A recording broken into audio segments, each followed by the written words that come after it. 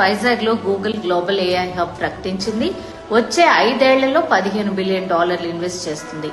ఈ global AI hub start అయితే ఏమవుతుంది? గిగావాట్ స్థాయిలో ఒక డేటా సెంటర్ క్యాంపస్ వస్తుంది. ఇక్కడ పెద్ద మొత్తంలో డేటా, సర్వర్లు, storage systems, network equipment, power supplies, cooling systems ఉంటాయి. కొత్త అంతర్జాతీయ సబ్సీ గేట్వే నిర్మాణం కూడా జరుగుతుంది. ఎనర్జీ ఇన్ఫ్రాస్ట్రక్చర్ ఎక్స్పాండ్ అవుతుంది. ఫైబర్ ఆప్టిక్స్ డెవలప్ చేస్తారు. 1,00,000 కొత్త ఉద్యోగాలు వస్తాయి. వైజాగ్ ఎదురు చూస్తోంది ఈ కొత్త ఉద్యోగాల కోసం. వైజాగ్ యువత ఎదురు చూస్తోంది. రాష్ట్రానికి 10,000 కోట్ల రూపాయల ఆదాయం వస్తుందని అంచనా వేస్తున్నారు.